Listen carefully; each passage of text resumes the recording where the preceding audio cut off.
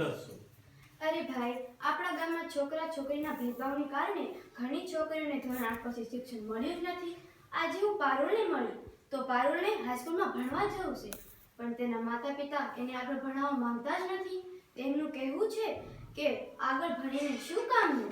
ત્યાર પછી અમે એસએમસી સભ્યોએ સર્વે કર્યો અને હાલમાં ધોરણ 8 પાસ કરીને 12 દીકરીઓ ભણવાનું છોડી દીધું છે. આ તો બહુ ગંભીર મુદ્દો છે. આની માટે આપણે એસએમસી બેઠક બોલાવવી પડશે. હા, ચાલો જઈએ.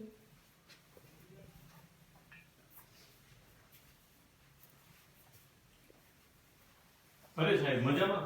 હા, આવો આવો. અરે તમે એસએમસી કમિટીના સભ્યો છો એ મીટિંગ માટે આવ્યા છો, પણ મેં તો આજે કાંઈ મીટિંગ નથી રાખી. બીજું કામ હોય તો કહો, કે પછી ગામમાં કંઈ થયું? સાહેબ, આપણા ગામની દીકરીઓ ધોરણ 8 પાસ થયા પછી તેનું ભણતર છૂટી રહ્યું છે અને માતા પિતાના દીકરી દીકરાના ભેદભાવને કારણે તેનો અભ્યાસક્રમ અટકી રહ્યો છે. આ તો પહેલેથી જ થતું આવે છે, તેમાં આપણે શું કરીએ? તો ચાલો ને કાલે વાલી મીટિંગ રાખીએ. તો કાલે મીટિંગમાં મળીએ. હા.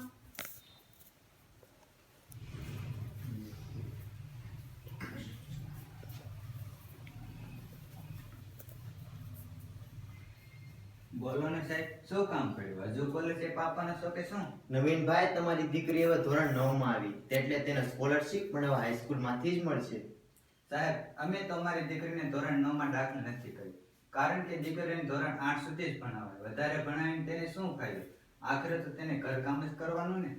નવીનભાઈ, પછી તો તમારા દીકરાને શું માટે ભણાવશો? તે તો આપણા બુઢાપાનો સહારો બને. કોને કહ્યું કે ફક્ત છોકરો જ આપણા બુઢાપાનો સહારો બને છે? પહેલા આપણા ગામના સગનભાઈના છોકરાએ તેના માતા પિતાને વૃદ્ધાશ્રમમાં મૂકી આવ્યા અને વળી સગનભાઈ કહેતા હતા કે મારા છોકરાને એ માટે ભણાવું છું કે તેઓ મારું નામ રોશન કરે અને મારા બુઢાપાનો સહારો બને. પણ થયું શું?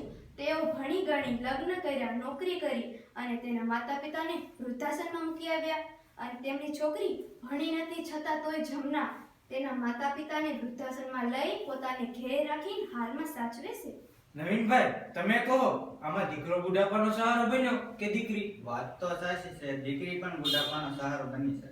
નવીનભાઈ, આપણી ફરજ ફક્ત પ્રાથમિક શિક્ષણ પૂરતી નથી, પરંતુ આપણા ગામના દરેક સમુદાયની દીકરી વધુમાં વધુ ભણે અને તેના વાલે તેને વધારે વધારે ભણાવે તેવો આપણે પ્રયાસ કરવો જોઈએ. હવે આપણે જૂના રીત રિવાજોને તડકે મૂકીને નવા રીત રિવાજો પ્રમાણે જીવવું જોઈએ. ખરેખર સાહેબ, તમને યાદ છે પહેલા આપણે જે ગામમાં ડ્રોપ આઉટ અને ગેરહાજર રહેતા બાળકો માટે જે એસએમસી કમિટી અને ગ્રામજનોએ કેટલી મહેનત કરી? હા ભાઈ, આપણી એસએમસી કમિટી અને ગ્રામજનોએ મને ઘણો સહકાર આપ્યો છે, જેથી કરીને હાલ શાળામાં કોઈ બાળક ડ્રોપ આઉટ કે ગેરહાજર રહેતું નથી. પણ સાહેબ, ધોરણ 9 થી વધારે દીકરીઓને ભણાવવાનો ઝુંબેશ આપણે સાથે મળીને ઉપાડવો પડશે. આજ જે વાલી પોતાની દીકરીને ધોરણ 8 પછી એડમિશન નથી અપાવતા, તેવા વાલીને ધોરણ 8 પછી એડમિશન અપાવવું હરેક વાલીની ફરજ છે. હા સાહેબ, આપણા ગામનું ભાવિ ઉજ્જવળ બનાવવા માટે ગર્લ્સ એજ્યુકેશનના મુદ્દા પર પૂરતું ધ્યાન આપવું એ દરેક નાગરિકની ફરજ છે. હવે હું પણ મારી દીકરીને ધોરણ 9 માં એડમિશન અપાવીશ અને તેને મારા દીકરાની જેમ જ રાખીશ. ચાલો જાગ્યા ત્યારથી સવાર. પહેલા પણ આપણા ગામમાં બાળ મજૂરી દૂર કરવા લોકોએ ઘણો પ્રયાસ કર્યો છે. બાળમજૂરી રોકવા માટે આપણા ગામમાં એક નિયમ બન્યો છે કે જે કોઈ કુટુંબ આપણા ગામમાં ખેતી કામ કરવા માટે આવે તે તેના બાળકોને ખેતી કામ નહીં કરાવી શકે અને આપણી ગામની શાળામાં તેને ભણાવવું પડશે. આ કામ ગામના સપોર્ટથી જ સફળ થયું છે, કારણ કે ગામના દરેક ઇસ્યુ ગામ લોકોને જ ખબર હોય છે. જેમ કે ગર્લ્સ એજ્યુકેશનનો મુદ્દો તમારા થકી જ ગામમાંથી બહાર આવ્યો છે. તેને આપણે સૌ સાથે મળીને સફળ કરીશું. ચાલો સફળ કરીએ. મને ભણવા જવાની ખૂબ જ મજા આવશે. હવે મારું ભણવાનું સપનું પૂરું થશે.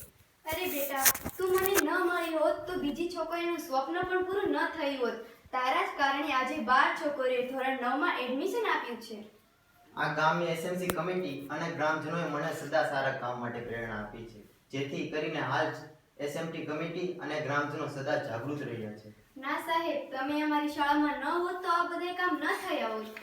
આ ગામની એસએમસી કમિટી જો આટલી જ મજબૂત હોય તો મારું શું ગજું. અને દરેક ગામમાં જો આવા એસએમસી કમિટીના સભ્યો હોય તો હાલ ભારતમાં કોઈ બાળક ડ્રોપ આઉટ કે બાળમજૂર ન હોય. ધન્યવાદ તો આપણે આ પારુલ અને બીજી છોકરીનું કરવું જોઈએ, કારણ કે તેમના જ ભણવાના જિજ્ઞાસાને કારણે આપણે બધાને આવા કામ કરવા માટે આતુર કરે છે. નમના નાનકડી પારુલને, નમના એસએમસી કમિટીને